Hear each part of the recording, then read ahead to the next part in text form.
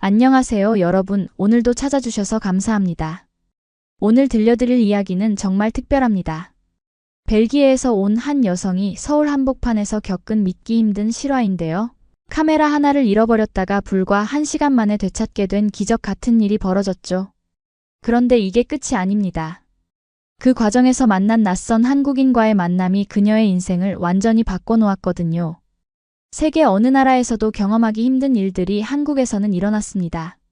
이름도 모르는 사람들의 따뜻한 마음, 그리고 운명처럼 찾아온 사랑 이야기까지요. 과연 어떤 일이 있었을까요? 지금부터 들려드리겠습니다. 영상이 도움이 되셨다면 구독과 좋아요, 알림 설정 부탁드립니다. 그리고 여러분은 지금 어디서 이 이야기를 듣고 계신가요? 댓글로 알려주시면 행운이 함께할 겁니다. 자, 그럼 시작하겠습니다. 벨기에 브뤼셀의 작은 아파트에서 소피아는 노트북 화면을 바라보고 있었습니다. 32살의 그녀는 현지 여행사에서 일하는 평범한 직장인이었죠. 하지만 요즘 그녀의 마음속에는 특별한 꿈이 자리 잡고 있었습니다. 바로 한국 여행이었어요. 소피아가 한국에 관심을 갖게 된 건 우연이었습니다. 6개월 전 회사 동료가 서울 여행 사진을 보여줬을 때였죠. 화려한 궁궐, 현대적인 빌딩 숲, 그리고 맛있어 보이는 음식들이 그녀의 시선을 사로잡았습니다. 그날 이후 소피아는 한국에 대해 공부하기 시작했어요. 유튜브에서 한국 여행 영상들을 찾아봤습니다. 거리를 걷는 사람들, 전통시장의 활기, 밤이 되면 더 아름다워지는 서울의 야경까지요. 영상을 볼 때마다 가슴이 두근거렸죠. 언젠가는 꼭 직접 가보고 싶다는 생각이 들었습니다. 벨기에에서의 삶이 나쁜 건 아니었습니다. 안정적인 직장이 있었고 가족들도 가까이 살고 있었죠. 하지만 뭔가 새로운 경험이 필요했어요. 매일 반복되는 일상에서 벗어나고 싶었습니다. 아침에 일어나 출근하고 저녁에 집에 돌아오는 삶의 연속이었거든요. 게다가 1년 전 5년 동안 사귀던 남자친구와 헤어진 후 소피아는 혼자만의 시간이 필요했습니다. 그와의 이별은 평화로웠지만 공허함을 남겼죠. 서로 다른 길을 가기로 했고 그것이 최선이라는 걸 알았습니다. 하지만 익숙했던 누군가가 사라진 자리는 쉽게 채워지지 않았어요. 친구들은 새로운 사람을 만나보라고 권했습니다. 소개팅도 몇 번 나갔죠. 하지만 마음이 움직이지 않았어요. 억지로 사랑을 시작하고 싶지 않았습니다. 그보다는 스스로를 돌아보는 시간이 필요했죠. 그러던 어느 날 회사에서 특별한 제안이 들어왔습니다. 아시아 지역 여행 상품 개발을 위한 시장 조사 출장이었죠. 서울, 도쿄, 방콕 세 도시를 방문하는 일정이었습니다. 소피아는 주저없이 손을 들었어요. 상사는 놀란 표정을 지었습니다. 평소 조용하고 성실하지만 적극적이지 않았던 소피아가 이렇게 빠르게 반응할 줄 몰랐죠. 하지만 그녀의 열정을 보고 출장 멤버로 선정했습니다. 소피아는 기쁨을 감추지 못했어요. 출장 준비는 철저하게 했습니다. 한국에 대한 자료를 모으고 기본적인 한국어 인사말도 배웠죠. 안녕하세요, 감사합니다, 맛있어요 같은 간단한 표현들이었습니다. 발음이 어려웠지만 연습을 거듭했어요. 가장 신경 쓴 건 카메라였습니다. 소피아는 취미로 사진을 찍었는데 이번 여행에서 한국의 아름다움을 담고 싶었죠. 새로운 렌즈도 하나 구입했습니다. 비용이 만만치 않았지만 투자할 가치가 있다고 생각했어요. 출발 전날 밤 소피아는 잠을 이루지 못했습니다. 설렘과 긴장이 교차했죠. 가방을 몇 번이고 다시 챙겼습니다. 여권, 항공권, 숙소 예약 확인서, 그리고 소중한 카메라까지요. 모든 게 완벽했습니다.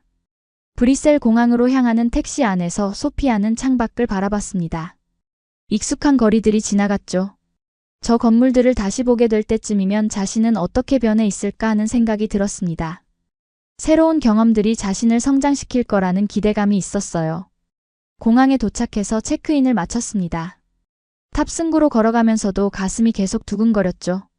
비행기에 오르는 순간 소피아는 깨달았습니다. 이건 단순한 출장이 아니라 자신에게 주는 선물이라는 것을요. 새로운 시작의 기회였습니다. 10여 시간의 비행 끝에 인천공항에 도착했습니다. 입국 심사를 마치고 짐을 찾아 나오니 낯선 땅이었죠. 하지만 두렵지 않았습니다. 오히려 기대감으로 가득 찼어요. 공항 리무진을 타고 서울 시내로 향했습니다. 창밖으로 보이는 풍경은 신기했습니다. 넓은 고속도로, 현대적인 건물들, 그리고 한글로 쓰인 간판들까지요. 모든 게 새로웠습니다. 소피아는 카메라를 꺼내 몇 장의 사진을 찍었죠. 이게 바로 시작이었습니다. 호텔에 체크인을 마치고 방에 들어갔습니다.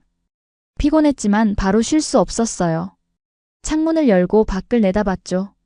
서울의 야경이 펼쳐졌습니다. 반짝이는 불빛들, 끊임없이 움직이는 차들, 그리고 저 멀리 보이는 남산타워까지요. 소피아는 미소 지었습니다. 드디어 왔구나. 여기가 바로 서울이구나 하고요. 샤워를 하고 침대에 누웠습니다. 내일부터 본격적인 일정이 시작될 예정이었죠. 회사 미팅도 있고 여행사들을 방문해야 했습니다. 하지만 공식 일정이 끝나면 이틀의 자유시간이 주어진다고 했어요. 그 이틀 동안 소피아는 서울을 마음껏 탐험하기로 계획했습니다. 눈을 감으니 기대감과 함께 약간의 불안감도 밀려왔습니다. 낯선 나라, 알지 못하는 언어, 혼자 해내야 하는 여행이었죠. 하지만 소피아는 자신을 믿기로 했습니다. 어떤 일이 벌어질지 모르지만 그 모든 것이 소중한 경험이 될 거라고요. 그렇게 첫날 밤이 지나갔습니다. 서울의 아침은 생각보다 일찍 찾아왔습니다. 시차 적응이 되지 않은 소피아는 새벽 5시에 눈을 떴죠. 다시 잠들려 했지만 설렘에 잠이 오지 않았습니다. 그냥 일어나기로 했어요. 창문을 열자 서늘한 공기가 들어왔습니다. 아직 해가 완전히 뜨지 않은 시간이었지만 거리는 벌써 움직이고 있었죠. 조깅하는 사람들, 출근 준비를 하는 직장인들, 그리고 가게 문을 여는 상인들까지요. 서울은 정말 잠들지 않는 도시였습니다. 간단히 씻고 옷을 갈아입었습니다. 오늘은 회사 미팅이 있는 날이라 단정한 옷차림을 했죠. 하지만 가방 안에는 카메라를 꼭 챙겼습니다. 틈틈이 사진을 찍을 생각이었어요. 호텔 조식을 먹으러 내려갔습니다. 뷔페에는 다양한 음식들이 준비되어 있었죠. 서양식 요리도 있었지만 소피아의 눈길을 끈 건 한국 음식들이었습니다. 김치, 된장찌개, 나물 반찬들이 신기했어요. 조심스럽게 조금씩 덜어 먹어봤습니다. 김치는 생각보다 매웠지만 중독성 있는 맛이었죠. 된장찌개는 구수하고 따뜻했습니다. 이런 음식을 아침부터 먹는다는 게 놀라웠어요. 벨기에에서는 주로 빵과 커피로 아침을 해결했거든요. 미팅 시간까지 여유가 있어서 호텔 근처를 산책하기로 했습니다. 카메라를 들고 밖으로 나갔죠. 아침 햇살이 건물들 사이로 스며들고 있었습니다. 골목길을 걷다가 작은 카페를 발견했어요. 카페 문을 열고 들어가니 커피 향기가 진하게 퍼졌습니다. 직원에게 라떼 하나를 주문했죠. 영어로 주문했는데 직원은 친절하게 알아듣고 미소를 지었습니다. 기다리는 동안 카페 안을 둘러봤어요. 깔끔한 인테리어, 따뜻한 조명, 그리고 조용히 책을 읽는 사람들까지요. 벨기에의 카페와는 또 다른 분위기였습니다. 더 아늑하고 개인적인 공간을 존중하는 느낌이었죠. 커피를 받아 한 모금 마셨습니다. 부드러우면서도 깊은 맛이 일품이었어요. 회사 미팅은 순조롭게 진행되었습니다. 한국 여행사 담당자들은 전문적이면서도 친절했죠.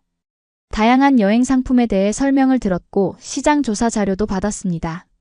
점심은 한정식으로 대접받았어요. 테이블 가득 놓인 반찬들에 소피아는 놀랐습니다. 이렇게 많은 종류의 음식을 한 끼에 먹는다니 신기했죠. 하나하나 맛보면서 한국 음식의 다양함에 감탄했습니다. 매운 것도 있었고 달콤한 것도 있었어요. 그리고 모든 음식이 정성스럽게 준비되어 있었습니다. 오후 일정까지 마치고 나니 해가 기울고 있었습니다. 동료들은 저녁 약속이 있다며 먼저 호텔로 돌아갔죠. 하지만 소피아는 조금 더 돌아다니고 싶었습니다. 내일부터 자유시간이 시작되지만 오늘도 놓치고 싶지 않았어요. 지하철을 타고 명동으로 갔습니다. 자료를 찾아보니 명동이 쇼핑과 먹거리로 유명한 곳이라고 했거든요. 역에서 나오니 정말 사람들로 붐볐습니다. 다양한 국적의 관광객들과 현지인들이 뒤섞여 있었죠. 거리를 걷다가 달콤한 냄새가 났습니다. 냄새를 따라가니 작은 베이커리가 나타났어요. 사람들이 줄을 서서 기다리고 있었습니다. 간판을 보니 소금빵이라고 적혀 있더군요. 처음 듣는 빵이었지만 호기심이 생겼습니다. 줄을 서서 기다렸습니다. 앞 사람들이 주문하는 걸 보니 대부분 소금빵을 사더군요. 드디어 소피아의 차례가 됐습니다. 손가락으로 하나를 가리키며 주문했죠. 직원은 웃으며 따뜻한 빵을 봉투에 담아줬습니다. 밖으로 나와 바로 한 입 베어 물었습니다. 겉은 바삭하고 속은 부드러웠죠. 버터와 소금의 조화가 환상적이었습니다. 달콤하면서도 짭조름한 맛이 입안 가득 퍼졌어요. 이렇게 맛있는 빵은 처음이었습니다. 사진을 찍으며 거리를 걸었습니다. 화장품 가게들, 옷가게들, 그리고 각종 음식점들이 즐비했죠. 특히 화장품 가게인 올리브영은 정말 컸습니다. 몇 층에 걸쳐 있었고 수많은 제품들이 진열되어 있었어요. 안으로 들어가 구경했습니다. 스킨케어 제품들이 종류별로 정리되어 있었죠. 직원에게 추천을 부탁했더니 친절하게 설명해 줬습니다. 영어를 할 줄 아는 직원이 있어서 소통이 쉬웠어요. 마스크팩과 에센스 몇 개를 샀습니다. 쇼핑백을 들고 나오니 어느새 저녁이 되어 있었습니다. 배도 슬슬 고파왔죠. 근처 식당을 찾아 들어갔습니다. 메뉴판을 봤지만 한글만 쓰여 있어서 난감했어요. 사진이 있는 메뉴판을 달라고 했습니다. 떡볶이와 튀김을 주문했습니다. 유튜브에서 본 적이 있는 음식이었죠. 음식이 나오자 빨간 소스가 인상적이었습니다. 젓가락으로 떡을 집어 한 입 베어 물었어요. 매콤하면서도 달콤한 맛이 혀를 자극했습니다. 생각보다 매웠지만 맛있었습니다. 쫄깃한 떡의 식감도 좋았죠. 튀김도 바삭하고 고소했어요. 한국 음식의 매력에 점점 빠져들고 있었습니다. 이렇게 다양하고 맛있는 음식들이 있다니 놀라웠어요. 식사를 마치고 택시를 불렀습니다. 호텔로 돌아가기 위해서였죠. 택시 기사에게 호텔 주소를 보여줬습니다. 기사는 고개를 끄덕이며 출발했어요.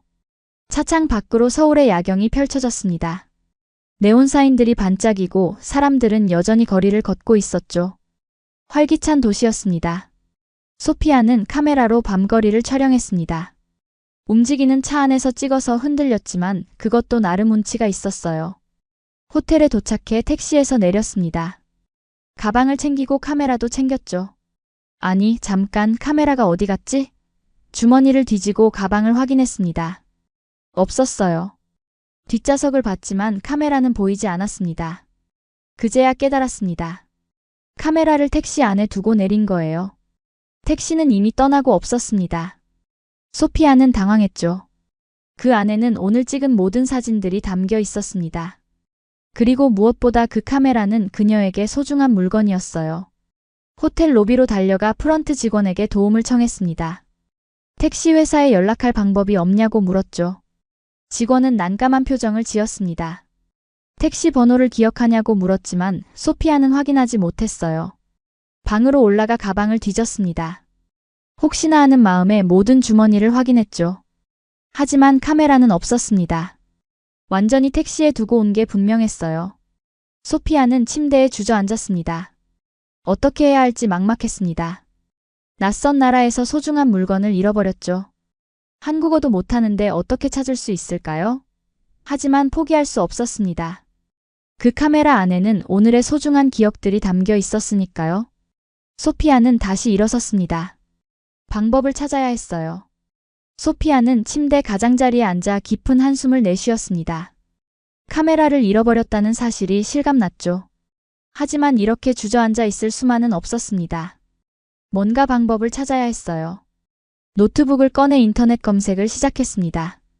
서울에서 택시 분실물을 찾는 방법에 대해 찾아봤죠.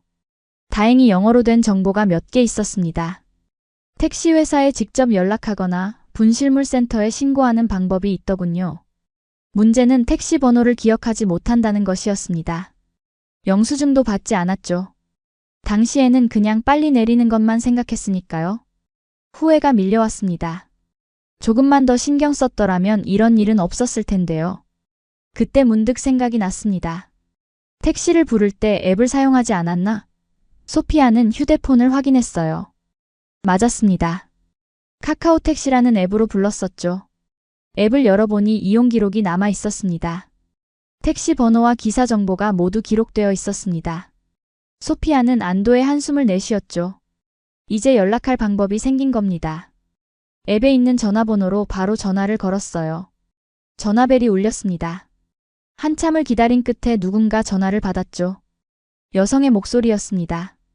아마도 택시기사일 거예요. 소피아는 영어로 말을 꺼냈습니다. 카메라를 두고 내렸다고 찾을 수 있냐고 물었죠. 하지만 상대방은 한국어로만 대답했습니다. 뭐라고 하는지 전혀 알아들을 수 없었어요. 소피아도 계속 영어로 설명했지만 소용없었습니다. 서로 답답하기만 했죠. 몇 분간 이런 식으로 대화가 오갔습니다. 결국 소피아는 전화를 끊을 수밖에 없었습니다. 소통이 되지 않았으니까요. 다시 막막해졌습니다. 분명 기사는 전화를 받았는데 언어의 장벽이 문제였어요. 어떻게 해야 할지 고민하고 있는데 휴대폰이 울렸습니다. 같은 번호였습니다. 택시 기사가 다시 전화를 건 거죠. 소피아는 얼른 받았어요. 그런데 이번에는 남성의 목소리가 들렸습니다. 그것도 영어로 말하고 있었죠. 소피아는 깜짝 놀랐습니다. 남자는 자신이 통역을 도와주겠다고 했습니다. 택시 기사가 카메라를 찾았다고 전했죠. 뒷좌석에 있더라는 겁니다. 소피아는 기쁨을 감추지 못했어요. 정말 다행이었습니다. 그런데 어떻게 돌려받을 수 있냐고 물었습니다. 남자는 택시 기사와 상의해 보겠다고 했죠. 잠시 한국어로 대화하는 소리가 들렸습니다. 그리고 다시 영어로 말했어요. 내일 카메라를 호텔로 가져다 줄 수 있다고 했습니다. 하지만 소피아에게는 시간이 없었습니다. 내일 아침 일찍 공항으로 가야 했거든요. 다음 일정지인 도쿄로 떠나야 했죠. 이 사실을 남자에게 설명했습니다. 정말 미안하지만 오늘 중에 받아야 한다고요. 남자는 잠시 고민하는 것 같았습니다. 다시 택시 기사와 이야기를 나눴죠. 그리고 한 가지 방법을 제안했습니다. 자신이 택시 기사에게서 카메라를 받아서 소피아가 공항 가는 길에 전달해 주겠다고 했어요. 소피아는 놀라움을 금치 못했습니다. 이 남자는 누구인가요? 왜 이렇게까지 도와주려는 걸까요? 물어보니 대답이 더 놀라웠습니다. 자신은 그냥 길을 걷다가 택시 기사에게 부탁을 받았다고 했어요. 택시 기사가 외국인과 통화 중인데 영어를 못해서 난감하다며 길거리에서 영어할 줄 아는 사람을 찾았다는 겁니다. 그리고 마침 이 남자가 지나가고 있었죠. 택시 기사가 손을 흔들며 도움을 청했고 남자는 기꺼이 도와주기로 한 거예요. 소피아는 믿을 수가 없었습니다. 낯선 사람이 길거리에서 다른 낯선 사람을 도와주고 있다니요. 게다가 이제 자신의 카메라를 전달하기 위해 시간까지 내주겠다고 하잖아요. 이런 일이 실제로 일어날 수 있는 건가요? 남자는 자신이 친구를 만나러 가는 길인데 그 장소가 공항 가는 길목이라고 했습니다. 거기서 잠깐 만나서 카메라를 전달해 줄 수 있다고 했죠. 시간과 장소를 정했습니다. 소피아는 감사하다는 말을 몇 번이고 반복했어요. 전화를 끊고 나서도 믿기지 않았습니다. 정말 카메라를 돌려받을 수 있을까요? 혹시 사기는 아닐까 하는 의심도 들었어요. 하지만 다른 방법이 없었습니다. 믿어보기로 했죠. 시간을 확인했습니다. 내일 아침 7시에 만나기로 했어요. 공항 가는 길에 있는 카페 앞이었습니다. 주소를 저장하고 알람을 맞췄죠. 절대 늦으면 안 됐습니다. 잠자리에 들었지만 쉽게 잠들지 못했습니다. 카메라 생각, 그리고 내일 만날 낯선 사람 생각에 머릿속이 복잡했죠. 이 남자는 어떤 사람일까요? 왜 이렇게 친절한 걸까요? 벨기에에서라면 상상하기 힘든 일이었습니다. 어렴풋이 잠이 들었는데 알람 소리에 깼습니다. 새벽 6시였죠. 서둘러 씻고 짐을 챙겼습니다. 체크아웃을 하고 택시를 불렀어요. 기사에게 약속 장소 주소를 보여줬습니다. 택시가 서울거리를 달렸습니다. 아직 완전히 밝지 않은 새벽이었지만 도시는 벌써 깨어나고 있었죠. 출근하는 사람들, 조깅하는 사람들이 보였습니다. 소피아는 긴장한 채로 창밖을 바라봤어요. 약속 장소에 도착했습니다. 카페 앞이었죠. 시간을 보니 정확히 7시였습니다. 주위를 둘러봤지만 아무도 없었어요. 혹시 안 오는 건 아닐까 하는 불안감이 엄습했습니다. 몇 분을 기다렸습니다. 그때 한 남자가 걸어오는 게 보였죠. 손에 뭔가를 들고 있었습니다. 가까이 오니 그게 카메라 가방인 게 보였어요. 소피아의 카메라였습니다. 남자는 소피아를 보고 미소를 지었습니다. 30대 중반쯤으로 보이는 한국인 남성이었죠. 단정한 옷차림에 따뜻한 인상이었습니다. 소피아에게 다가와 카메라를 건넸어요. 소피아는 카메라를 받아들고 확인했습니다. 분명 자신의 카메라가 맞았죠. 안에 메모리 카드도 그대로 있었습니다. 아무것도 사라지지 않았어요. 소피아는 안도의 한숨을 내쉬었습니다. 남자에게 거듭 감사하다고 말했습니다. 어떻게 보답해야 할지 모르겠다고 했죠. 남자는 손을 저으며 괜찮다고 했습니다. 도울 수 있어서 기쁘다고, 한국에서 좋은 시간 보내길 바란다고 했어요. 소피아는 뭔가 더 하고 싶었습니다. 커피라도 한 잔 사드리고 싶다고 했죠. 하지만 남자는 친구와의 약속이 있다며 정중히 거절했습니다. 대신 명함을 하나 꺼내 건넸어요. 명함에는 한국어와 영어로 이름이 적혀 있었습니다. 민준이라는 이름이었죠. 직함을 보니 건축회사에 다니는 것 같았습니다. 소피아도 자신의 명함을 주머니에서 꺼냈어요. 서로 명함을 교환했습니다. 민준은 다시 한번 미소를 지으며 손을 흔들었습니다. 그리고 걸어가기 시작했죠. 소피아는 그 뒷모습을 바라봤습니다. 정말 신기한 일이었어요. 이렇게 친절한 사람이 세상에 있다니요. 택시에 다시 올라타 공항으로 향했습니다. 손에 든 카메라가 묵직하게 느껴졌죠. 이 카메라를 되찾기까지의 과정이 주마등처럼 스쳐 지나갔습니다. 택시 기사의 도움, 길거리 낯선 남자의 친절, 그리고 민준의 따뜻함까지요. 비행기에 오르면서도 계속 그 일을 생각했습니다. 한국이라는 나라는 정말 특별한 곳 같았어요. 사람들의 마음이 따뜻했습니다. 서로 돕는 문화가 자연스럽게 자리 잡고 있었죠. 소피아는 언젠가 다시 한국에 오고 싶다는 생각을 했습니다. 도쿄와 방콕에서의 일정을 마치고 브뤼셀로 돌아온 소피아는 일상으로 복귀했습니다. 하지만 마음 한구석에는 계속 한국에 대한 생각이 자리 잡고 있었죠. 특히 민준이라는 사람이 떠올랐습니다. 사무실 책상에 앉아 출장 보고서를 작성하면서도 서울에서의 경험들이 머릿속을 스쳤어요. 카메라를 되찾았던 그 아침, 민준의 따뜻한 미소가 생생했습니다. 명함을 꺼내 다시 한번 들여다봤죠. 한국어와 영어로 적힌 이름, 그리고 이메일 주소가 있었습니다. 소피아는 고민했어요. 감사 메일을 보내야 할까요? 아니면 그냥 좋은 추억으로 남겨둬야 할까요? 며칠을 망설이다가 결국 메일을 쓰기로 했습니다. 정중하게 다시 한번 감사를 표현했습니다.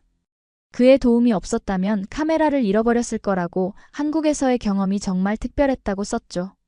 그리고 언젠가 한국을 다시 방문하게 되면 제대로 감사를 표하고 싶다고 덧붙였어요. 메일을 보내고 나니 마음이 한결 가벼워졌습니다. 답장을 기대하지는 않았어요. 그저 감사의 마음을 전하고 싶었을 뿐이었죠. 그런데 놀랍게도 다음날 답장이 왔습니다. 민준은 메일에서 소피아의 감사에 오히려 자신이 감사하다고 했습니다. 도움을 줄 수 있어서 기뻤다고, 한국을 좋게 기억해줘서 고맙다고 썼죠. 그리고 벨기에에 대해 궁금하다며 몇 가지 질문을 덧붙였어요. 소피아는 기쁜 마음으로 답장을 썼습니다. 브뤼셀에 대해, 벨기에의 문화에 대해 설명했죠. 유명한 초콜릿과 와플 이야기, 아름다운 중세 도시들에 대해서도 이야기했습니다. 그렇게 이메일 교환이 시작됐어요. 처음에는 일주일에 한두 번 정도 메일을 주고받았습니다. 서로의 일상에 대해 이야기했죠. 민준은 건축가로 일하면서 오래된 건물을 복원하는 프로젝트를 담당하고 있다고 했습니다. 소피아는 여행사에서의 일과 새로운 여행 상품 개발에 대해 이야기했어요. 시간이 지나면서 메일의 빈도가 늘어났습니다. 거의 매일 메일을 주고받게 됐죠. 주제도 다양해졌습니다.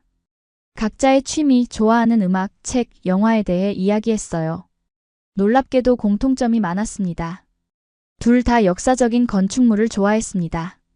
민준은 한국의 전통 건축에 관심이 많았고, 소피아는 유럽의 고딕 양식 성당을 좋아했죠. 사진 찍는 것도 둘 다 취미였습니다. 여행을 좋아하는 것도 같았어요. 어느 날 민준이 제안을 했습니다. 영상통화를 한번 해보지 않겠냐고요. 메일로만 대화하는 것보다 얼굴을 보고 이야기하면 더 좋을 것 같다고 했죠. 소피아는 설레는 마음으로 동의했습니다. 처음 영상통화를 했을 때 조금 어색했습니다. 화면 너머로 민준의 얼굴이 보였죠. 서울에서 봤던 것보다 더 또렷하게 보였습니다. 민준도 약간 긴장한 것 같았어요. 하지만 대화를 시작하자 곧 편안해졌습니다. 시차 때문에 통화 시간을 맞추기가 쉽지 않았습니다. 한국과 벨기에는 시간 차이가 컸거든요. 하지만 둘 다 시간을 만들어냈죠. 소피아는 저녁 시간에, 민준은 이른 아침에 통화를 했습니다. 통화할 때마다 서로에 대해 더 많이 알아갔습니다. 민준은 서울 토박이었죠. 대학에서 건축을 전공했고 졸업 후 바로 지금 회사에 들어왔다고 했습니다. 가족은 부모님과 여동생이 있다고 했어요. 소피아도 자신의 이야기를 했습니다. 브뤼셀에서 태어나 자랐다고 대학에서 관광학을 전공했다고 말했죠. 헤어진 남자친구 이야기도 조심스럽게 꺼냈습니다. 민주는 이해한다는 표정을 지었어요. 민준에게도 비슷한 경험이 있었습니다. 2년 전에 오랜 연인과 헤어졌다고 했죠. 일 때문에 서로 시간을 내기 힘들었고 결국 자연스럽게 멀어졌다고 했습니다. 그 후로는 연애를 하지 않았다고 했어요. 몇 달이 흘렀습니다. 소피아와 민준은 이제 거의 매일 연락하는 사이가 됐죠. 아침에 일어나면 민준의 메시지가 와 있었고 저녁이 되면 통화를 했습니다. 서로의 일상이 자연스럽게 공유됐어요. 소피아는 자신의 감정을 깨닫기 시작했습니다. 민준을 생각하면 가슴이 두근거렸죠.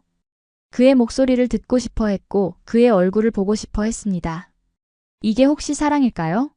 그녀는 혼란스러웠어요. 온라인으로 만난 사람을 좋아하게 될 수 있을까요? 게다가 그는 지구 반대편에 살고 있었습니다. 현실적으로 생각하면 말도 안 되는 일이었죠. 하지만 마음은 자꾸만 그에게 끌렸습니다. 민준도 비슷한 감정을 느끼고 있었습니다. 어느 날 통화에서 조심스럽게 물었죠. 소피아가 한국을 다시 방문할 계획이 있냐고요. 있다면 자신이 서울을 제대로 안내해주고 싶다고 했습니다. 소피아는 가슴이 뛰었습니다. 사실 한국을 다시 가고 싶다는 생각을 계속하고 있었거든요. 하지만 당장 휴가를 낼 수 있는 상황은 아니었어요. 회사 일정도 바빴고 비용도 만만치 않았죠. 그런데 운명처럼 기회가 찾아왔습니다. 회사에서 아시아 여행 박람회 참가권으로 다시 서울에 가게 됐다는 겁니다. 이번에는 일주일 정도 체류할 예정이었죠. 소피아는 곧바로 민준에게 연락했습니다. 민준은 정말 기뻐했습니다. 언제 오냐고 어디 묵냐고 물어봤죠. 소피아가 일정을 알려주자 벌써부터 계획을 세우기 시작했습니다. 꼭 보여주고 싶은 곳들이 있다고 했어요. 소피아도 설렜습니다. 드디어 민준을 다시 만날 수 있게 됐죠. 화면으로만 보던 그를 직접 볼 수 있다니요. 과연 어떨까요? 혹시 기대와 다르면 어쩌죠? 걱정도 됐지만 기대감이 더 컸습니다. 출발 날짜가 다가왔습니다. 소피아는 짐을 꼼꼼히 챙겼어요. 이번에는 카메라를 잃어버리는 일이 없도록 더 신경 썼습니다. 예쁜 옷도 몇 벌 준비했죠. 민준을 만날 생각에 평소보다 더 공들였습니다. 공항으로 향하는 차 안에서 소피아는 생각했습니다. 이번 서울 방문은 지난번과 완전히 다를 거예요. 혼자가 아니라 누군가와 함께 할 테니까요. 그것도 특별한 사람과 말이죠. 새로운 시작이 될지도 모릅니다. 비행기가 이륙했습니다. 소피아는 창밖을 바라보며 미소 지었어요. 구름 위를 날아가는 비행기처럼 자신의 마음도 날아가고 있었습니다. 서울로, 민준에게로요. 이번 여행은 분명 특별할 거예요. 그녀는 확신했습니다. 인천공항에 도착한 순간부터 소피아의 가슴은 두근거렸습니다. 입국 심사를 마치고 짐을 찾아 나오는데 도착 게이트 앞에 민준이 서 있었죠. 손에는 작은 꽃다발을 들고 있었습니다. 두 사람의 시선이 마주쳤습니다. 민준은 환하게 웃으며 손을 흔들었어요. 소피아도 미소를 지으며 다가갔죠. 화면으로 수없이 봤던 얼굴이었지만 직접 보니 또 달랐습니다. 더 실감났고 더 가까워진 느낌이었어요. 민준이 꽃다발을 건넸습니다. 환영한다는 의미였죠. 소피아는 고맙다며 꽃을 받았습니다. 은은한 향기가 났어요. 처음 만났을 때보다 훨씬 편안한 분위기였습니다. 몇 달간의 대화가 이미 두 사람을 가깝게 만들어놨거든요. 공항에서 나와 민준의 차에 탔습니다. 서울 시내로 향하는 길에 민준은 이번 주 계획을 이야기했죠. 소피아의 일정에 맞춰 여러 곳을 준비해뒀다고 했습니다. 전통시장도 가고 궁궐도 구경하고 맛있는 식당들도 가기로 했어요. 호텔에 짐을 풀고 나서 첫 번째 목적지로 향했습니다. 북촌 한옥마을이었죠. 전통 한옥들이 즐비한 곳이었습니다. 좁은 골목길을 걸으며 한옥의 아름다움을 감상했어요. 민준은 한옥의 구조에 대해 설명해줬습니다.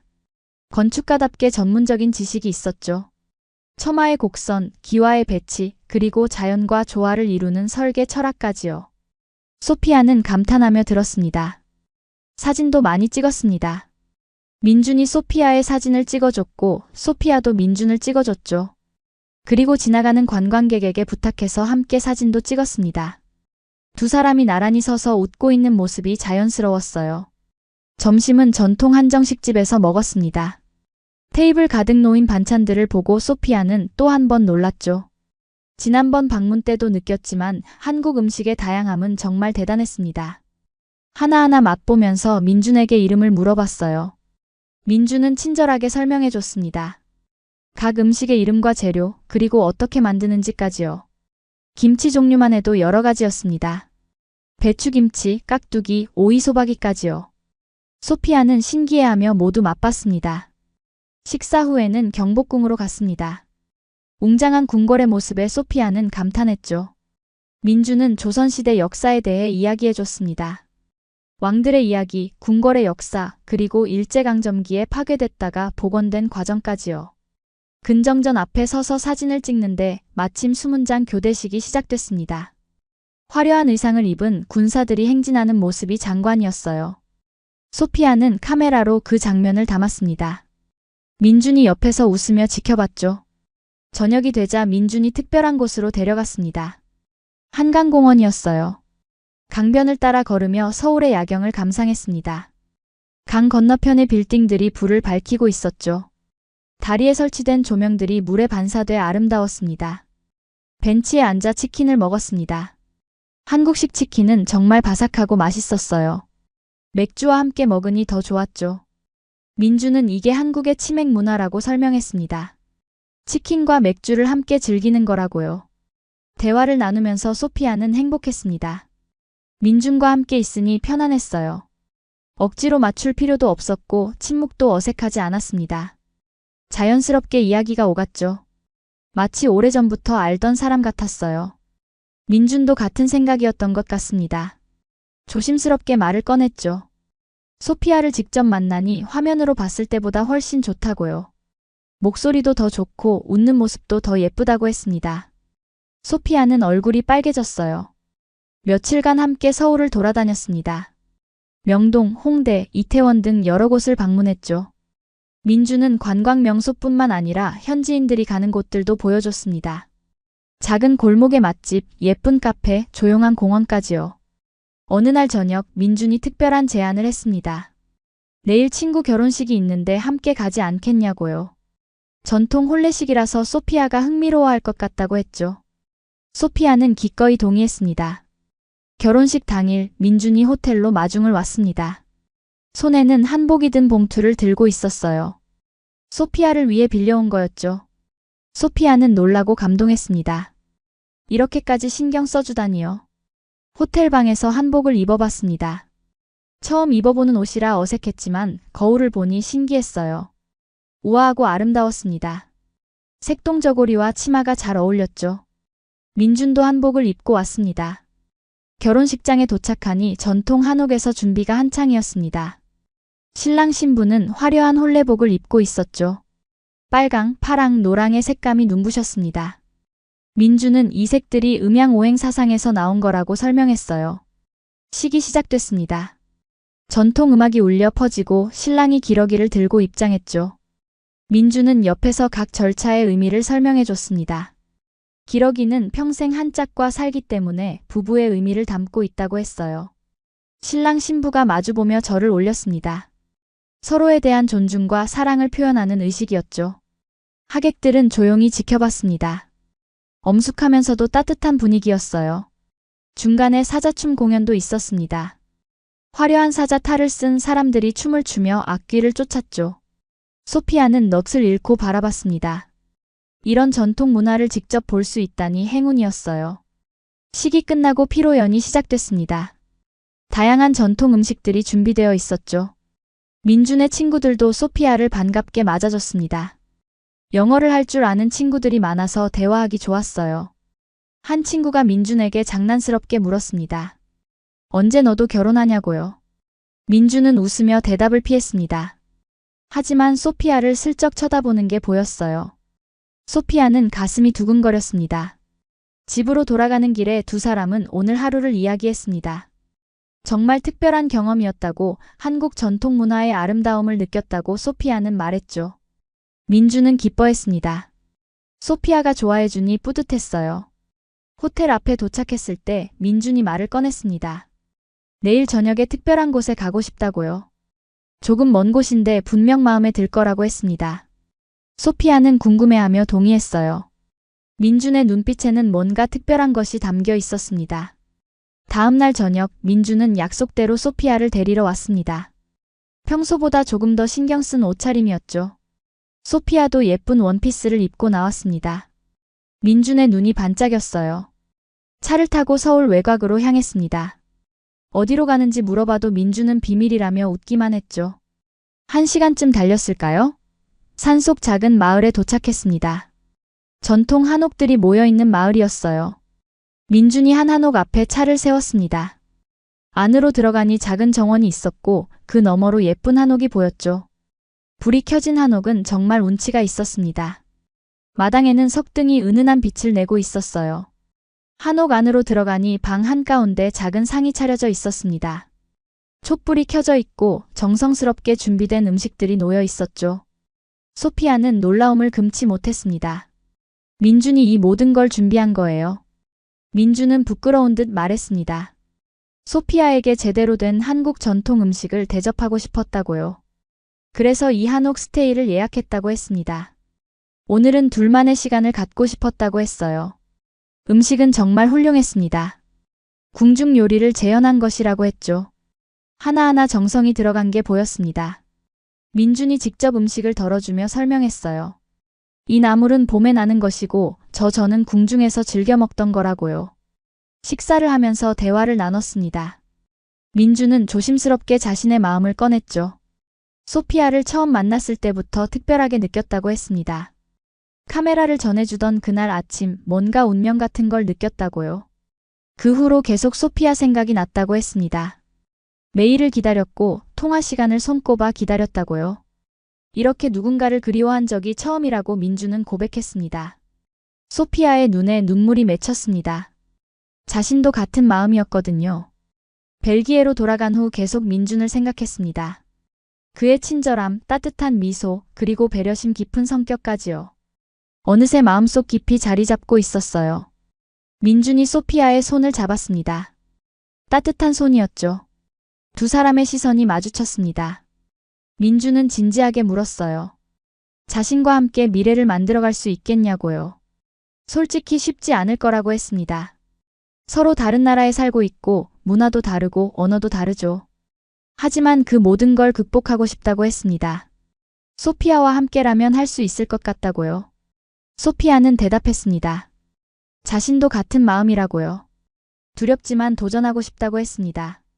민준이라는 사람이 그만큼 특별하다고 놓치고 싶지 않다고 말했죠. 두 사람은 포옹했습니다. 오래도록 서로를 안고 있었어요. 촛불이 흔들리고 밖에서는 벌레 소리가 들렸습니다. 한옥의 정취 속에서 두 사람의 사랑이 시작됐습니다. 그날 밤 마당에 나와 별을 봤습니다. 도시에서는 볼 수 없는 수많은 별들이 반짝이고 있었죠. 민준이 별자리를 가리키며 설명해 줬습니다. 소피아는 그저 행복했어요. 다음 날 아침 한옥에서의 아침을 맞았습니다. 전통 한식 아침상이 준비되어 있었죠. 된장찌개, 구운 생선, 그리고 각종 나물 반찬까지요. 함께 아침을 먹으며 앞으로의 계획을 이야기했습니다. 당장은 소피아가 벨기에로 돌아가야 했습니다. 하지만 자주 오가기로 약속했죠. 민준도 벨기에를 방문하기로 했습니다. 그리고 언젠가는 함께 살 수 있는 방법을 찾기로 했어요. 서울로 돌아오는 길에 소피아는 생각했습니다. 인생은 정말 예측할 수 없는 것이라고요. 카메라 하나를 잃어버렸다가 되찾는 과정에서 사랑을 만나다니요. 만약 그날 카메라를 잃어버리지 않았다면 민준을 만나지 못했을 거예요. 며칠 후 소피아는 서울을 떠나야 했습니다. 공항까지 민준이 배웅을 나왔죠.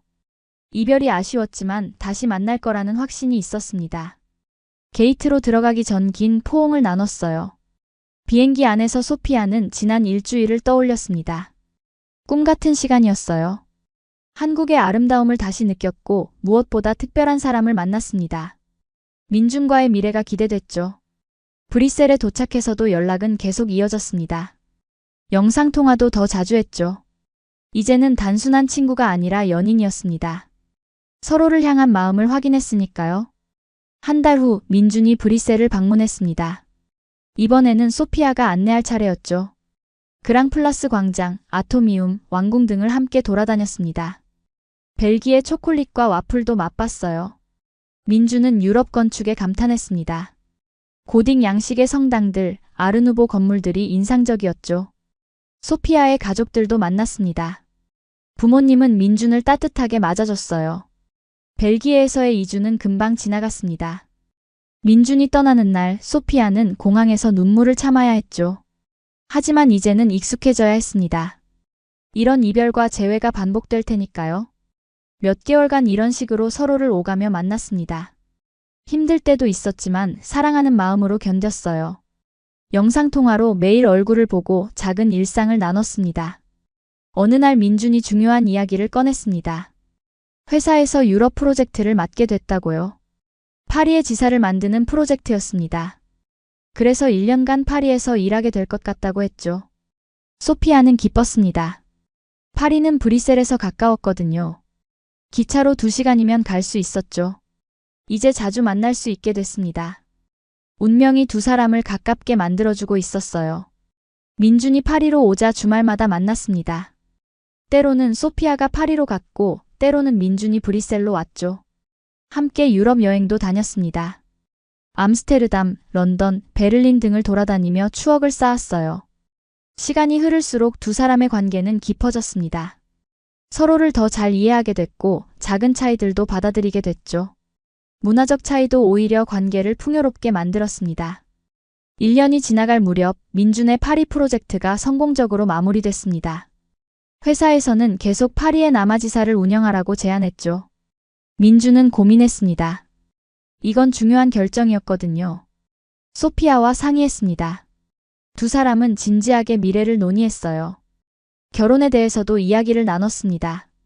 아직 준비가 덜 됐다고 느꼈지만 언젠가는 함께하고 싶다는 마음은 확실했죠.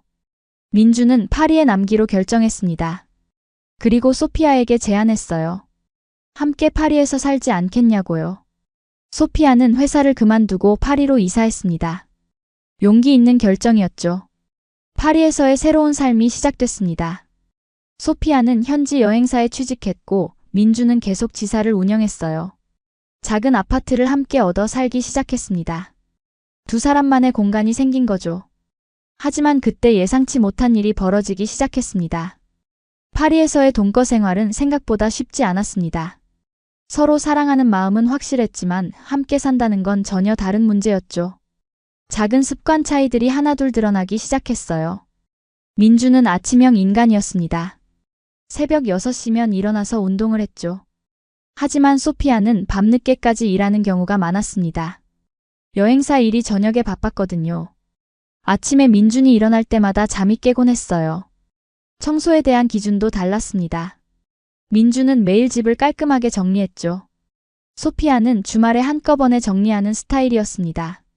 민준이 보기엔 소피아가 지저분해 보였고 소피아는 민준이 너무 까다로워 보였어요. 요리도 문제였습니다. 민준은 한식을 자주 해먹고 싶어 했죠. 하지만 소피아는 매운 음식을 매일 먹기 힘들었습니다. 각자 먹고 싶은 걸 해먹다 보니 함께 식사하는 시간이 줄어들었어요.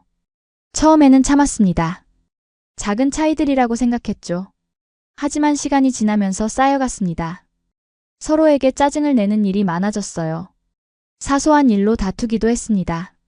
어느 날 밤 큰 싸움이 벌어졌습니다. 민준이 소피아가 설거지를 안 하고 자려고 한다며 지적했죠. 소피아는 너무 피곤하다고 내일 하겠다고 했습니다. 하지만 민준은 이해하지 못했어요. 소피아가 화를 냈습니다. 왜 그렇게 완벽하려고 하냐고 조금 더 여유를 가지면 안 되냐고 물었죠. 민준도 반박했습니다. 함께 사는 집인데 서로 배려해야 하는 거 아니냐고요. 말다툼이 격해졌습니다. 서로 상처 주는 말들이 오갔어요. 민준은 소피아가 너무 제멋대로라고 했고 소피아는 민준이 통제하려 든다고 했습니다. 결국 소피아는 문을 쾅 닫고 침실로 들어가 버렸어요. 그날 밤 두 사람은 각자 생각에 잠겼습니다. 민주는 거실 소파에 앉아 한숨을 쉬었죠. 왜 이렇게 됐을까요? 사랑하는 사람과 함께 사는 게 이렇게 힘든 일일까요? 후회가 밀려왔습니다. 소피아도 침대에 누워 눈물을 흘렸습니다. 과연 잘한 결정이었을까요? 파리까지 와서 함께 살기로 한 게요. 문화적 차이가 생각보다 컸습니다. 한국인과 벨기에인의 생활 방식은 정말 달랐어요. 다음 날 아침 어색한 분위기 속에서 하루가 시작됐습니다. 인사도 제대로 나누지 않았죠. 민주는 먼저 출근했고 소피아는 늦잠을 잤습니다. 집에 혼자 남은 소피아는 심각하게 고민했어요. 회사 동료에게 고민을 털어놨습니다. 프랑스인 친구 마리였죠. 마리는 국제 커플이었습니다. 남편이 일본인이었어요. 그래서 소피아의 상황을 이해했습니다. 마리가 조언했습니다. 국제 커플은 더 많은 대화가 필요하다고요. 당연하다고 생각하는 것들도 서로 다를 수 있으니 계속 이야기해야 한다고 했죠. 그리고 서로의 문화를 존중하는 게 중요하다고 했습니다. 퇴근 후 소피아는 먼저 사과하기로 마음먹었습니다. 집에 돌아와 저녁을 준비했어요. 민준이 좋아하는 한식을 만들려고 노력했습니다. 인터넷으로 레시피를 찾아가며 김치찌개를 끓였죠. 민준이 퇴근했을 때 테이블에 저녁이 차려져 있었습니다. 소피아가 만든 김치찌개였죠. 서툴렀지만 정성이 느껴졌습니다. 민준은 감동했어요. 소피아가 자신을 위해 이렇게 노력했다는 게요. 두 사람은 마주 앉아 식사를 했습니다. 소피아가 먼저 입을 열었어요. 어젯밤 일에 대해 미안하다고 했습니다. 너무 감정적으로 대응했다고 민준의 입장도 이해한다고 말했죠. 민준도 사과했습니다. 자신도 너무 강압적이었다고 소피아의 방식을 존중하지 못했다고 했어요. 앞으로는 더 많이 대화하자고 제안했습니다. 서로의 차이를 인정하고 받아들이자고요. 그날부터 두 사람은 노력했습니다. 매주 한 번씩 대화 시간을 가졌어요. 불편한 점이 있으면 쌓아두지 않고 바로 이야기했습니다. 처음엔 어색했지만 점점 익숙해졌죠. 집안일도 역할을 나눴습니다. 청소는 함께 주말에 하기로 했어요. 요리는 번갈아 가면서 하되 상대가 좋아하는 음식을 만들어주기로 했습니다. 민주는 한식을, 소피아는 벨기에 요리를 만들었죠. 천천히 관계가 회복됐습니다. 서로를 이해하게 됐고 차이를 받아들이게 됐어요. 완벽할 수는 없지만 함께 노력하면 극복할 수 있다는 걸 배웠습니다. 어느 주말 두 사람은 함께 파리 근교로 나들이를 갔습니다. 베르사유 궁전을 방문했죠. 넓은 정원을 걸으며 대화를 나눴습니다. 앞으로의 계획에 대해서요. 민준이 조심스럽게 물었습니다. 결혼에 대해 어떻게 생각하냐고요. 아직 같이 산 지 얼마 안 됐지만 소피아와 평생을 함께하고 싶다고 했습니다. 준비가 되면 청혼하고 싶다고 했죠. 소피아는 미소 지었습니다. 자신도 같은 생각이라고 했어요. 힘든 시기를 함께 극복하면서 민준에 대한 확신이 더 커졌다고요. 이 사람과라면 어떤 어려움도 이겨낼 수 있을 것 같다고 말했습니다. 두 사람은 손을 잡고 정원을 걸었습니다. 봄꽃이 만발한 아름다운 정원이었죠. 미래에 대한 기대와 설렘이 가슴에 차올랐습니다. 어려움도 있었지만 그래서 더 단단해진 느낌이었어요. 그런데 그때 민준의 휴대폰이 울렸습니다. 한국에서 온 전화였죠. 민준은 잠시 자리를 비켜 통화를 했습니다. 점점 표정이 굳어지는 게 보였어요. 무슨 일일까요? 통화를 마친 민준이 돌아왔습니다. 얼굴이 창백했죠. 소피아가 걱정스럽게 물었습니다. 무슨 일이냐고요? 민준은 한참을 망설이다가 입을 열었습니다. 회사 본사에서 연락이 왔다고 했습니다. 파리 지사를 정리하고 서울로 돌아오라는 지시였죠. 회사 사정이 어려워져서 해외 지사들을 축소하기로 결정했다는 겁니다. 한 달 안에 정리하고 돌아와야 한다고 했어요. 소피아는 충격을 받았습니다. 갑작스러운 소식이었죠. 이제 겨우 안정을 찾았는데 또다시 변화가 찾아온 겁니다. 민준이 한국으로 돌아가면 어떻게 되는 걸까요? 민준도 당황스러웠습니다. 이렇게 갑자기 결정될 줄 몰랐거든요. 소피아에게 미안하다고 했어요. 함께 살자고 해놓고 이렇게 되다니 정말 미안하다고요. 두 사람은 벤치에 앉아 한참을 말이 없었습니다. 아름다운 정원이 무색하게 분위기는 침울해졌죠. 방금 전까지 미래를 꿈꾸던 그들에게 현실이 찾아온 겁니다. 소피아가 먼저 입을 열었습니다. 괜찮다고 방법을 찾아보자고 했어요. 민준이 한국으로 가야 한다면 자신도 따라가면 되지 않냐고 물었습니다. 하지만 민준은 고개를 저었죠. 그건 소피아에게 너무 큰 희생이라고 했습니다. 파리에서 겨우 자리를 잡았는데 다시 모든 걸 포기하고 한국으로 갈 수는 없다고요. 한국어도 못하고 일자리도 없는데 무작정 따라올 수는 없다고 했습니다. 소피아는 반박했습니다. 사랑한다면 그 정도 희생은 할 수 있다고요. 함께 있는 게 중요하지 어디에 있는지는 중요하지 않다고 말했습니다. 하지만 민준은 받아들이지 못했어요. 두 사람은 말다툼 끝에 집으로 돌아왔습니다. 무거운 침묵만이 흘렀죠. 각자 생각에 잠겼습니다. 이 관계를 어떻게 이어나가야 할지 정답을 찾을 수 없었어요. 며칠간 두 사람은 고민의 시간을 보냈습니다. 민준은 회사 일을 정리해야 했고 소피아는 자신의 미래를 결정해야 했죠. 밤마다 대화를 나눴지만 쉽게 결론이 나지 않았어요. 민준은 계속 소피아를 만류했습니다. 한국행을 포기하라는 게 아니었어요. 그저 신중하게 생각하라는 거였죠. 한국에서의 삶이 생각만큼 쉽지 않을 거라고 했습니다. 언어 문제가 가장 컸습니다. 소피아는 기본적인 한국어 인사말 정도만 할 줄 알았죠. 일상생활을 하기에는 터무니없이 부족했습니다. 일자리를 구하는 것도 쉽지 않을 거였어요. 게다가 한국 문화에 적응하는 것도 문제였습니다. 몇 번 여행으로 방문한 것과 실제로 살아가는 건 완전히 다른 일이었죠. 민준도 그걸 잘 알고 있었습니다. 그래서 더 걱정이 됐어요. 하지만 소피아의 마음은 확고했습니다. 벨기에로 돌아가 민준과 떨어져 사는 것보다 함께 한국에 가서 새로운 도전을 하는 게 낫다고 생각했죠. 사랑하는 사람과 함께라면 어떤 어려움도 이겨낼 수 있을 거라고 믿었습니다. 결국 소피아는 결정을 내렸습니다. 한국으로 가기로요. 회사에 사직서를 제출했고 아파트 계약도 정리했습니다. 부모님께도 전화로 말씀드렸죠. 부모님은 놀라셨지만 소피아의 결정을 존중해 주셨어요. 짐을 꾸리는 동안 민준은 계속 걱정스러운 표정이었습니다. 정말 괜찮겠냐고 후회하지 않겠냐고 몇 번이고 물었죠. 소피아는 웃으며 대답했습니다. 후회하지 않을 거라고 민준과 함께라면 행복할 거라고요. 한 달 후 두 사람은 서울행 비행기에 올랐습니다. 소피아에게는 새로운 시작이었죠. 떨리기도 했지만 기대감도 컸습니다.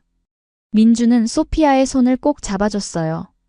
함께 잘해보자고 속삭였습니다. 서울에 도착해 민준의 부모님 댁을 먼저 방문했습니다. 결혼 전이라 함께 살 수는 없었지만 인사는 드려야 했죠. 부모님은 소피아를 따뜻하게 맞아주셨습니다. 특히 어머니는 소피아의 손을 잡고 고맙다고 하셨어요. 민준이 통역을 해줬습니다. 어머니는 아들이 파리에 있을 때 많이 걱정하셨다고요. 혼자 외국에서 힘들어하는 건 아닌지 제대로 먹고 지내는지 늘 염려하셨다고요. 그런데 소피아가 함께 있어줘서 든든했다고 하셨습니다. 아버지도 말씀하셨습니다. 한국까지 따라온 소피아의 용기가 대단하다고요. 쉽지 않은 결정이었을 텐데 아들을 사랑하는 마음이 크다는 걸 안다고 하셨죠. 그리고 가족처럼 대해주시겠다고 약속하셨습니다. 소피아는 감동했습니다. 민준의 가족들이 이렇게 따뜻하게 받아줄 줄 몰랐거든요. 서툰 한국어로 감사하다고 인사했어요. 민준 어머니는 소피아를 안아주셨습니다. 당분간 소피아는 원룸을 얻어 혼자 살기로 했습니다. 민준이 도와줘서 강남 근처에 괜찮은 곳을 찾았죠. 작지만 깔끔한 방이었습니다. 가구도 기본적인 것들이 갖춰져 있었어요. 이사를 하고 나서 본격적으로 한국 생활이 시작됐습니다. 첫 번째 과제는 한국어 공부였죠. 소피아는 강남에 있는 한국어 학원에 등록했습니다. 초급반부터 시작했어요. 학원에는 다양한 국적의 학생들이 있었습니다. 중국, 일본, 베트남, 미국 등에서 온 사람들이었죠. 모두 한국어를 배우러 온 사람들이었습니다. 소피아는 그들과 친구가 됐어요. 한국어는 생각보다 어려웠습니다. 문법도 복잡하고 발음도 힘들었죠. 특히 받침 발음이 정말 어려웠습니다. 하지만 포기하지 않고 열심히 공부했어요. 민준도 저녁마다 와서 도와줬습니다. 낮에는 한국어 공부를 하고 저녁에는 민준과 시간을 보냈습니다. 주말에는 함께 서울 곳곳을 다녔죠. 여행객으로 봤을 때와는 또 다른 서울의 모습을 발견했습니다. 일상적인 동네 슈퍼마켓, 재래시장, 동네 식당 등을 다녔어요. 현지인들의 생활을 직접 경험하는 거였죠. 처음에는 낯설었지만 점점 익숙해졌습니다. 이게 바로 서울 사람들의 진짜 생활이구나 싶었어요. 시장에서 과일을 사는 일도 모험이었습니다. 가격을 물어보는 것부터 흥정하는 것까지 모두 한국어로 해야 했거든요. 서툴렀지만 노력했고 상인들은 친절하게 도와줬습니다. 어느 날 시장 아주머니가 소피아를 알아보셨습니다. 자주 오는 외국인 손님이라며 반갑게 맞아주셨죠. 덤으로 사과도 하나 더 주셨습니다. 소피아는 고맙다고 인사했어요. 이런 작은 친절이 마음을 따뜻하게 했습니다. 몇 달이 지나면서 한국어 실력도 늘었습니다. 일상 대화는 어느 정도 할 수 있게 됐죠. 간단한 쇼핑이나 식당 주문도 혼자 할 수 있게 됐습니다. 자신감이 생겼어요. 그때쯤 소피아는 일자리를 찾기 시작했습니다. 여행사 경력이 있었기 때문에 관광 관련 일을 찾았죠. 하지만 쉽지 않았습니다. 한국어가 유창하지 않다는 게 큰 장애물이었어요. 몇 군데 면접을 봤지만 번번이 떨어졌습니다. 경력은 좋지만 언어 문제로 채용하기 어렵다는 답변을 들었죠. 소피아는 낙담했습니다. 생각보다 훨씬 힘든 과정이었어요. 민준이 위로해줬습니다. 조금만 더 참고 기다리면 기회가 올 거라고요. 한국어 실력도 계속 늘고 있으니 곧 좋은 결과가 있을 거라고 격려했습니다. 소피아는 민준의 응원에 힘을 얻었어요. 그러던 어느 날 뜻밖의 기회가 찾아왔습니다. 한국어 학원 선생님이 소개해준 일자리였죠. 유럽 관광객을 위한 가이드 일이었습니다. 소피아의 유럽 배경과 여행사 경력이 딱 맞았어요. 면접을 받고 합격했습니다. 시간제 일이었지만 시작이라는 게 중요했죠. 유럽에서 온 관광객들에게 한국을 소개하는 일이었습니다. 소피아는 자신의 경험을 살려 일할 수 있었어요. 일을 시작하면서 자신감이 생겼습니다. 한국에서도 자신의 자리를 찾아가고 있다는 느낌이었죠. 관광객들의 만족스러운 반응을 볼 때마다 보람을 느꼈습니다.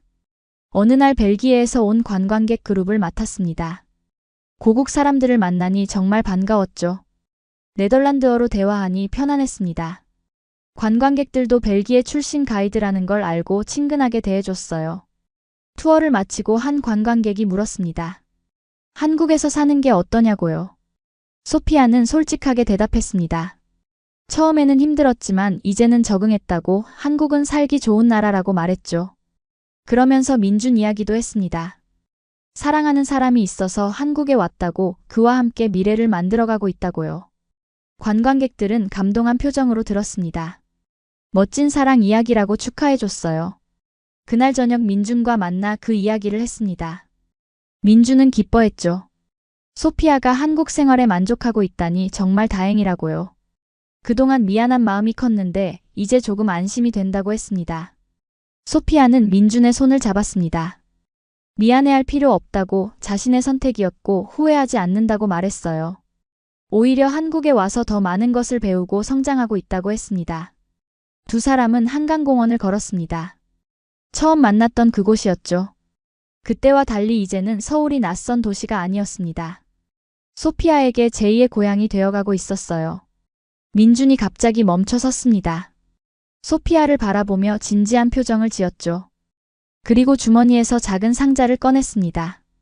소피아는 숨이 멎는 것 같았어요. 설마. 민준은 한쪽 무릎을 꿇었습니다. 주변 사람들의 시선이 집중됐죠.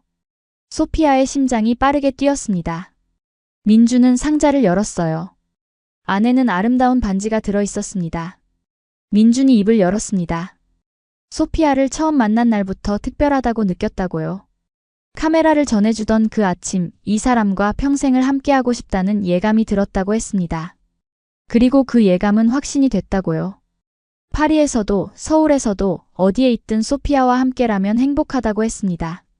한국까지 따라와 준 소피아의 용기와 사랑에 감사하다고요. 이제 공식적으로 가족이 되고 싶다고 말했습니다. 그리고 물었습니다. 나와 결혼해 주겠냐고요. 영원히 함께하고 싶다고요. 소피아는 눈물이 났습니다. 너무 감격스러워서 말이 나오지 않았어요. 고개를 끄덕이며 예스라고 대답했습니다. 민준이 일어나 소피아를 안았습니다. 주변 사람들이 박수를 쳤죠. 축하한다는 말들이 들렸습니다. 소피아는 민준의 품에 안겨 행복했어요. 정말 꿈만 같았습니다. 반지를 끼워주는 민준의 손이 떨렸습니다. 긴장과 설렘이 뒤섞인 표정이었죠.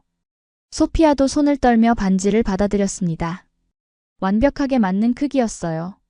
민준이 미리 알아봤나 봅니다. 그날 밤 두 집안에 연락을 돌렸습니다. 민준 부모님은 정말 기뻐하셨죠. 어머니는 전화기 너머로 울음을 터뜨리셨습니다. 기쁨의 눈물이었어요. 빨리 보고 싶다고 하셨죠. 소피아의 부모님도 축하해 주셨습니다. 딸이 행복해 보여서 안심이라고 하셨어요. 민준을 믿는다고 잘 부탁한다고 말씀하셨습니다.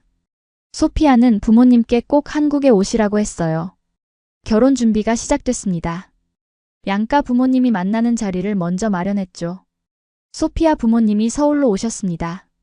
공항에서 만났을 때 어머니는 소피아를 꼭 안아주셨어요. 민준 부모님과의 첫 만남은 조금 어색했습니다.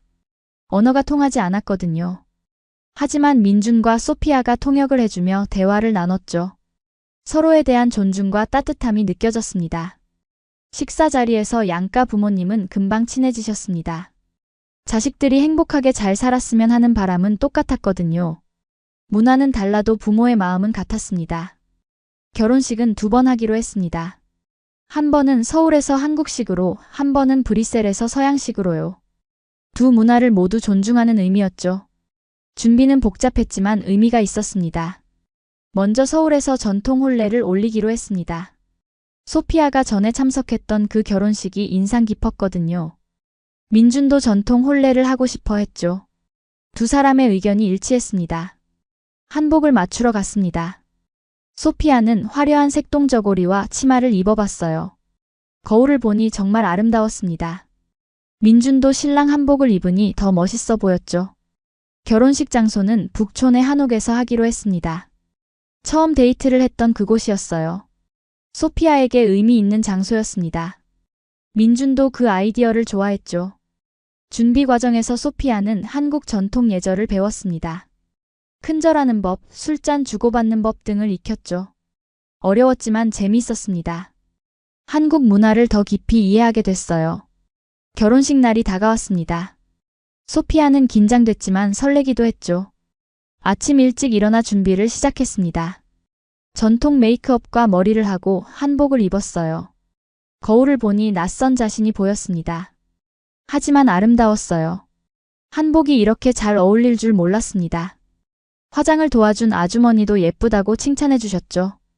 결혼식장에 도착하니 이미 많은 하객이 와 있었습니다. 민준의 가족, 친구들, 그리고 소피아가 한국에서 사귄 친구들까지요. 벨기에에서 온 가족들도 신기한 눈으로 주위를 둘러봤습니다. 전통 음악이 흐르는 가운데 식이 시작됐습니다. 민준이 기러기를 들고 입장했어요. 멋진 모습이었습니다. 소피아도 천천히 걸어나갔죠. 두 사람이 마주보는 순간 눈물이 났습니다. 서로에게 절을 올렸습니다. 오래도록 연습했던 대로 정성껏 절을 했어요. 그 순간 소피아는 깨달았습니다. 이제 정말 한국 사람의 아내가 되는 거구나 하고요. 부모님께 인사를 드렸습니다. 양가 어머니들은 눈물을 닦으셨죠. 감동의 순간이었습니다. 소피아는 서툰 한국어로 감사하다고 인사했어요. 시어머니는 소피아를 꼭 안아주셨습니다. 피로연에서는 여러 공연이 있었습니다.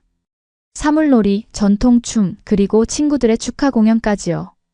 소피아의 벨기에 친구들도 간단한 공연을 준비했습니다. 두 문화가 어우러진 멋진 자리였어요. 저녁이 되자 작은 파티가 열렸습니다. 친구들과 함께 음식을 먹고 이야기를 나눴죠. 민준의 친구가 말했습니다. 정말 멋진 커플이라고, 두 사람을 보면 사랑이 국경을 넘는다는 걸 믿게 된다고요. 밤늦게까지 파티는 계속됐습니다. 소피아는 행복했어요.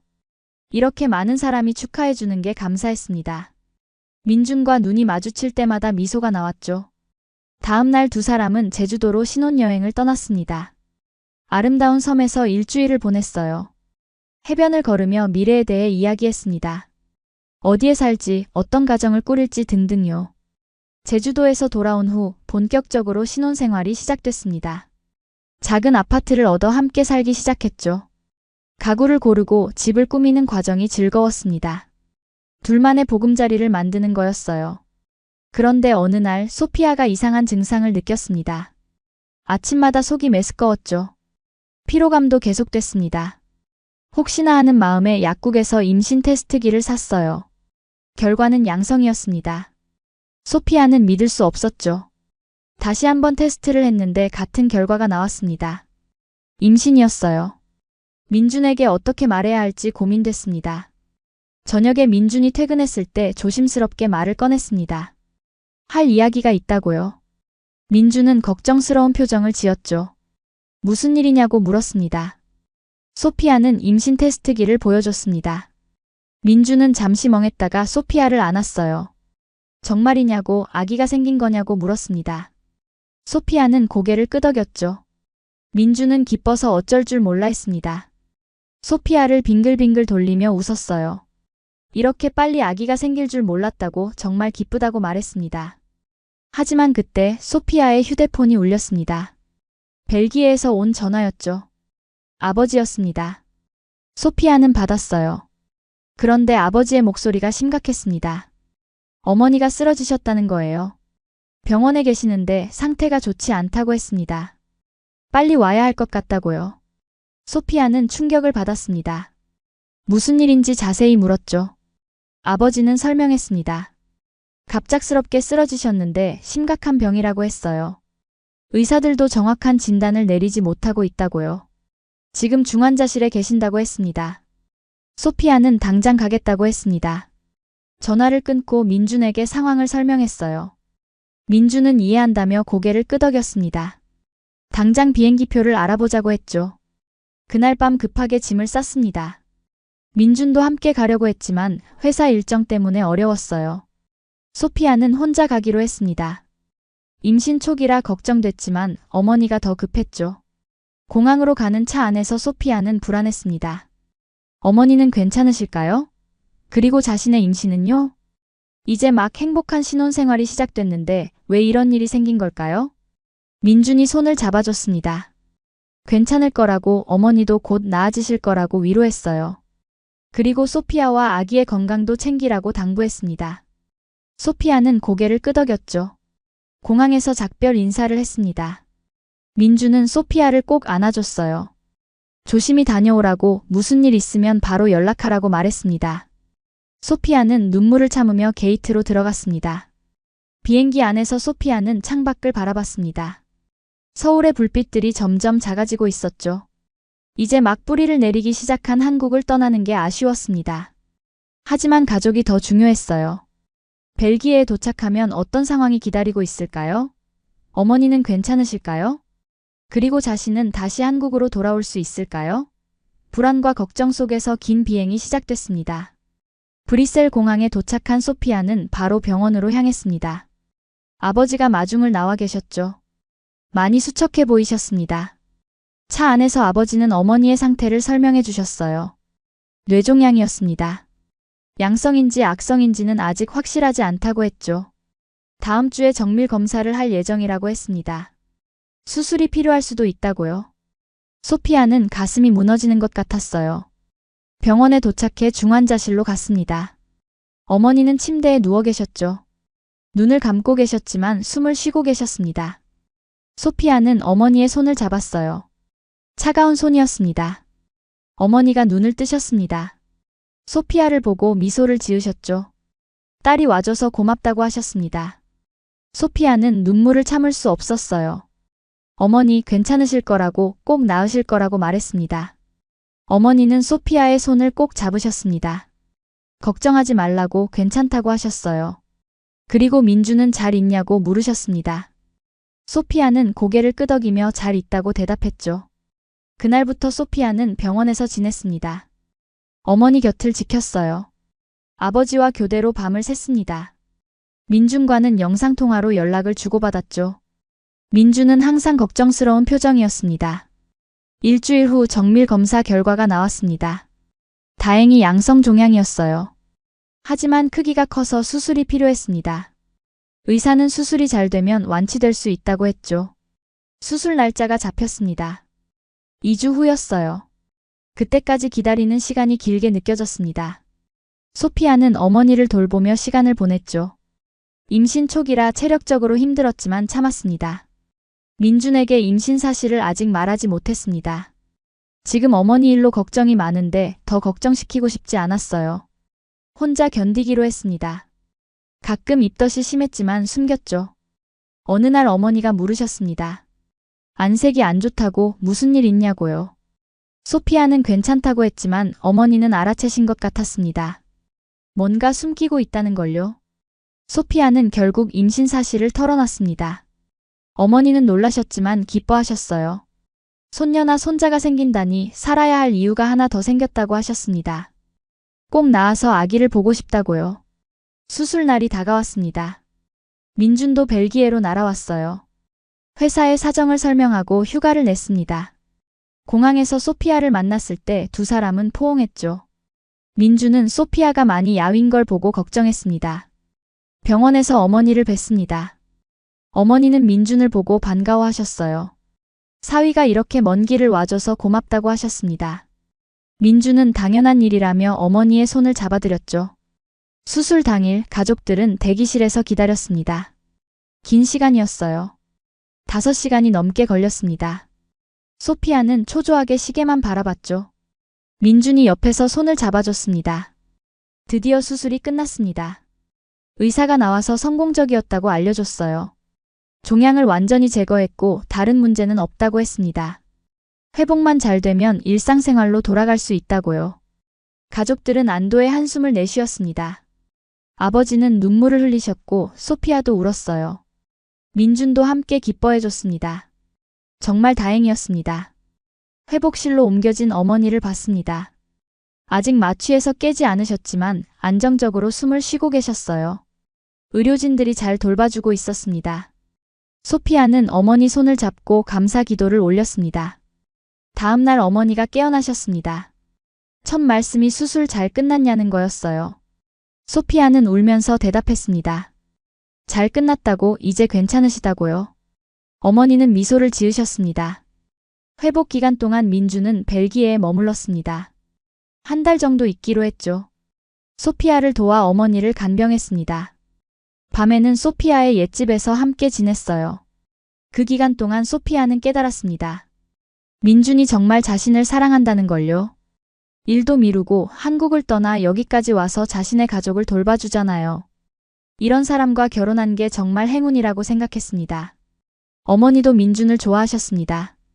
딸이 좋은 남자를 만났다며 안심하셨어요. 민준의 세심한 배려와 따뜻한 성품을 보시며 믿음직하다고 하셨죠. 한 달 후 어머니는 많이 회복하셨습니다.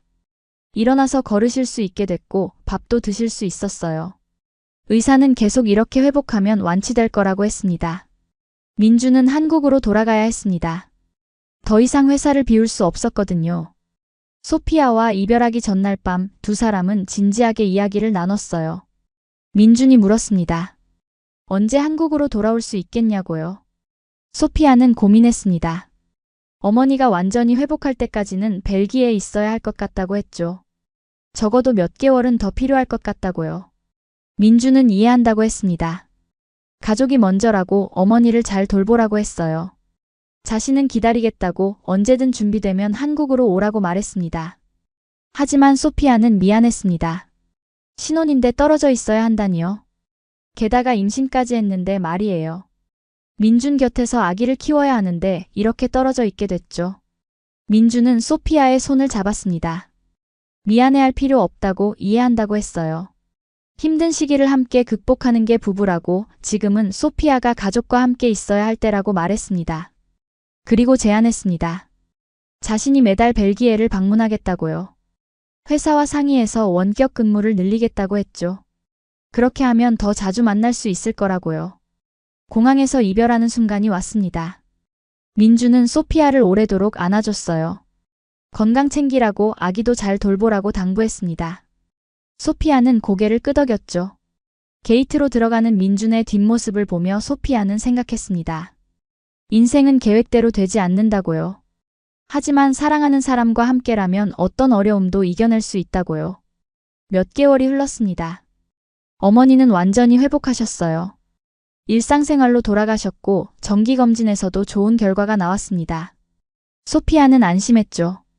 그 사이 소피아의 배는 점점 불러왔습니다. 임신 6개월이 됐어요. 민주는 약속대로 자주 벨기에를 방문했습니다. 아기용품도 함께 쇼핑하고 이름도 고민했죠. 어느 날 의사가 말했습니다. 이제 비행기를 타기 어려운 시기라고요. 출산 예정일이 2달 남았는데 장거리 비행은 위험하다고 했습니다. 소피아는 고민에 빠졌어요. 한국으로 돌아가야 하는데 못 가게 됐습니다.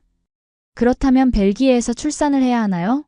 하지만 민준과 함께 한국에서 아기를 낳고 싶었는데요. 고민 끝에 결정했습니다. 벨기에에서 낳기로요. 민준에게 연락했습니다. 민준은 이해한다고 했지만 아쉬워하는 게 느껴졌어요. 함께 있지 못해서 미안하다고 출산할 때는 꼭 함께 있겠다고 약속했습니다.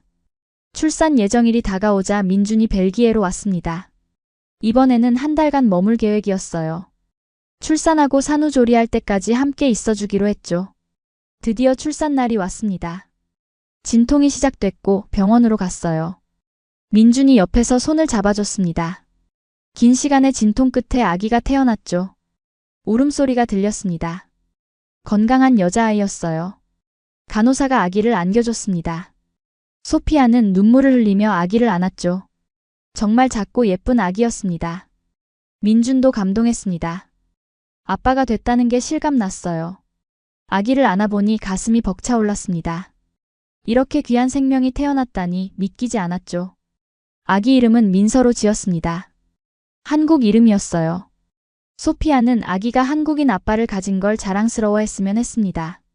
민준도 그 이름을 좋아했죠. 산후조리 기간 동안 양가 부모님이 모두 도와주셨습니다. 특히 소피아 어머니는 건강을 회복하신 후라 더 정성껏 챙겨주셨어요. 민준 어머니도 한국에서 미역국을 끓여 보내주셨습니다. 한 달 후 민준은 다시 한국으로 돌아가야 했습니다. 이별이 너무 아쉬웠죠. 하지만 소피아도 곧 따라가기로 약속했습니다. 아기가 조금 더 크면 함께 한국으로 가기로요. 3개월 후 소피아는 민서를 안고 서울행 비행기에 올랐습니다. 부모님이 공항까지 배웅을 나오셨어요. 어머니는 손녀와 헤어지는 게 아쉬워 눈물을 흘리셨죠.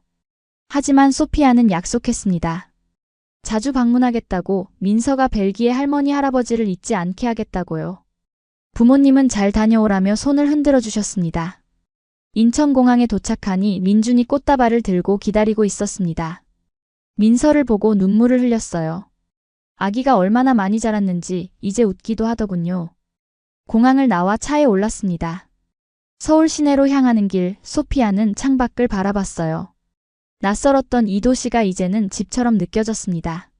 집으로 돌아온다는 느낌이었죠. 민준이 준비한 새 아파트에 도착했습니다. 넓고 깨끗했어요. 아기 방도 예쁘게 꾸며져 있었습니다. 소피아는 감동했죠. 민준이 얼마나 공들여 준비했는지 느껴졌습니다. 그날 저녁 세 식구가 함께 식사를 했습니다. 민준이 만든 미역국이었어요. 한국에서는 출산 후에 미역국을 먹는다며 정성껏 끓여줬습니다. 소피아는 따뜻한 국물을 마시며 행복했어요. 민서를 재우고 나서 두 사람은 거실에 앉았습니다. 민준이 소피아의 손을 잡았어요. 고생 많았다고 이제 함께 행복하게 살자고 말했습니다. 소피아는 민준을 바라봤습니다. 카메라를 잃어버렸던 그날 이런 미래가 올 줄 누가 알았을까요? 낯선 나라에서 만난 친절한 사람이 인생의 반려자가 될 줄요. 모든 게 운명처럼 느껴졌습니다. 카메라를 잃은 것도, 민준을 만난 것도, 한국에 온 것도요. 힘든 순간들도 있었지만 그 모든 게 지금의 행복을 위한 과정이었던 것 같았어요. 창밖으로 서울의 야경이 보였습니다. 반짝이는 불빛들 사이에서 새로운 삶이 시작되고 있었죠. 벨기에 여성과 한국 남성, 그리고 두 나라의 피를 물려받은 아기까지요. 소피아는 민준에게 기대었습니다. 앞으로 어떤 일이 있을지 모르지만 함께라면 이겨낼 수 있을 거예요. 사랑이 있으니까요. 그리고 그 사랑은 국경도, 문화도, 언어도 넘었으니까요. 민서가 자는 방에서 작은 소리가 들렸습니다. 두 사람은 미소 지으며 일어났어요. 아기를 확인하러 갔습니다. 민서는 평화롭게 자고 있었죠. 작은 숨소리가 들렸습니다. 이게 바로 행복이구나 싶었습니다. 거창한 게 아니었어요. 사랑하는 사람들과 함께 평범한 일상을 나누는 것. 그것만으로도 충분히 행복한 거였죠. 소피아는 한국에서의 새로운 삶을 시작했습니다. 여전히 배워야 할 것들이 많았어요. 한국어도, 한국 문화도, 엄마로서의 삶도요. 하지만 두렵지 않았습니다. 왜냐하면 옆에 민준이 있었으니까요. 그리고 양가 부모님의 응원이 있었으니까요. 무엇보다 사랑하는 민서가 있었죠. 이 작은 아기가 두 문화를 이어주는 다리가 될 거예요. 서울의 밤은 깊어갔습니다. 도시는 여전히 깨어 있었지만 그들의 집은 평화로웠어요. 세 식구가 함께하는 따뜻한 공간이었습니다. 소피아는 마지막으로 창밖을 바라봤습니다. 이 도시 어딘가에는 자신처럼 꿈을 찾아 온 사람들이 있을 거예요. 그들에게도 행복이 찾아오길 바랐습니다. 그리고 혹시 누군가 카메라를 잃어버린다면 그 끝에는 행복이 기다리고 있을지도 모른다고 생각했죠. 인생은 정말 예측할 수 없으니까요. 그래서 더 아름다운 거겠죠. 소피아는 미소 지으며 침실로 들어갔습니다. 민준이 기다리고 있었어요. 함께 침대에 누워 내일을 기약했습니다. 새로운 하루, 새로운 행복이 기다리고 있을 테니까요.